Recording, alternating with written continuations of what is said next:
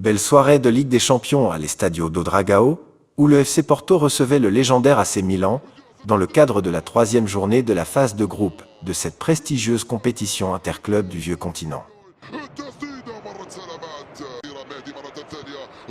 Si dans le jeu, le club portugais a été dominant et s'est même imposé 1-0 face à des Italiens apathiques, Chancel Mbamba a manqué de peu le pire.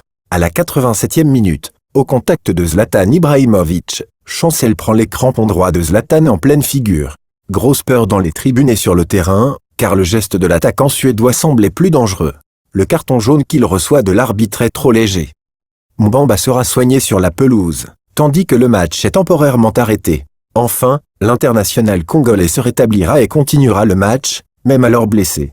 Il joue les derniers instants du match avec un bandage sur le front pour éviter les saignements. Plus de peur que de mal pour l'ancien de Newcastle, qui était déjà le dimanche 10 septembre à Antananarivo, lors du match Madagascar vs RDC. Nous rappelons que, après ce geste, une grosse polémique s'est éclatée en Champions League. Zlatan Ibrahimovic, sanctionné d'un carton jaune, pour un tacle presque identique à celui de Griezmann. Antoine Griezmann a été expulsé après un tacle criminel sur Roberto Firmino. Presque au même moment, Zlatan a commis le même acte, mais n'a reçu qu'un carton jaune. Nous vous expliquons ? À Madrid, après 55 minutes du match entre l'Atlético et Liverpool, Antoine Griezmann a été expulsé après avoir reçu un carton rouge direct pour une gifle au cou sur Roberto Firmino. Au même moment, dans le même groupe, à Porto, l'AC Milan a rendu visite à Porto.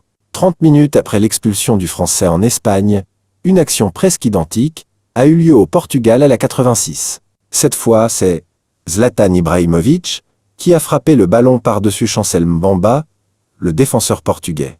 Contrairement à ce qui s'est passé lors du match au Wanda Metropolitano, l'arbitre du match, à l'Estadio de Dragão, n'a averti le Suédois que par un carton jaune.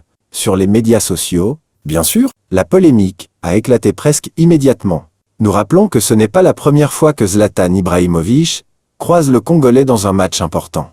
Nous souhaitons un bon rétablissement au vice-capitaine de Léopard de la RDC.